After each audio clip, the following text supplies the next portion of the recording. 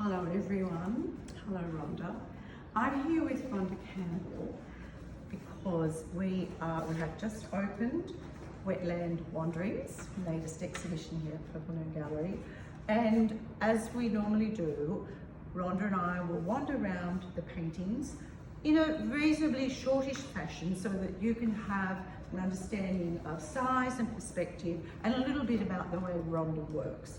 Some of the paintings are already sold, so you can check on the website to have a look.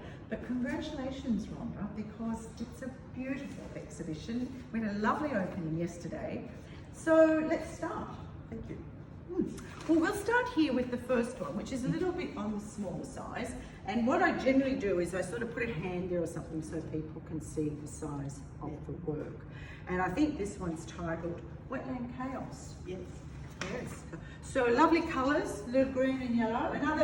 We have only a few of the small ones. Yes, I think there are 4 small ones. 4 small ones. Yes. And this really is only 30 by 30. Yes. And quite a lot of detail. Bit of frenzy, wallowing at the waterhole. Yes, the birds. And this one, Rhonda, my favourite. Would you like to tell us a little bit about this one and the process that you... Well, the process is that I go out on plein air, and I have been in many of the wetlands on plein air, and I just work on a quarter watercolour sheet, basically 28 by 38 centimetres, doing studies, and then I take these studies back, put them on my painting wall in the studio, and I'll take a snippet from this one and that one and compile a wetland. So all these paintings are not actually of an exact wetland. They are from the studies and the feeling I have in that particular place. And you've been really quite responsive to the wetlands too, haven't you? Yes, I listen to the sounds. Yeah. I, observe what's going on. And the reeds, the sound of the reeds, the wind in the reeds. Well, interestingly, these two that have sold here, this one has a lot of action. Yes. You can feel it. Well, I like mark making. Yes. And it's those quick marks, those gestural marks, and that creates, the chaos of the wetlands. And this is the opposite.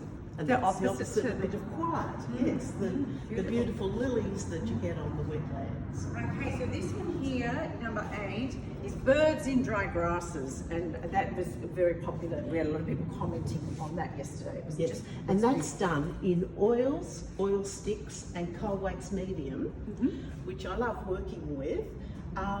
It gives that plumped out feeling to the oil paints, the coal wax medium. And look at all these yes, little bumps a lot of and texture, a lot of texture, yes, and building up layers, and you do that quite well with oils and coal wax.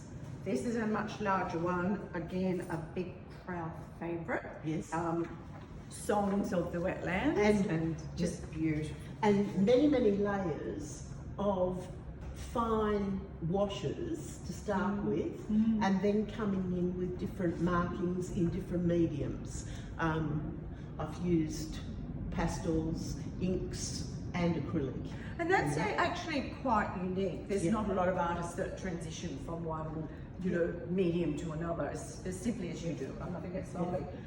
This is another one, similar colouring, beautiful, lovely, different portrait. A lot of yours are square portraits, but this being a landscape is a gorgeous, big painting. Yes.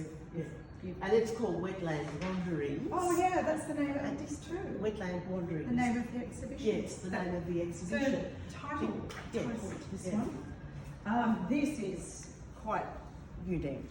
Yes. Beautiful. And again, oils and coal wax, so that building up of layers with the oils plumped out with the coal wax, and also the oil sticks for the finer markings. So this dull part here, that's the oil stick or the oil crayon? The no oil crayon. No, just oil sticks. Yes, yeah. Really, yeah. It's a gorgeous texture. Yeah. And we won't go into it now, but yesterday Rhonda gave us a lovely talk about how she uses oil sticks, because I didn't even know what one looked like. So it was a very interesting. And there's quite a difference between oil sticks and oil pastels, and you have to know your medium. We won't go in there, but there's a very large painting in our sort of very special spot. It's the first painting you see when you walk into the gallery.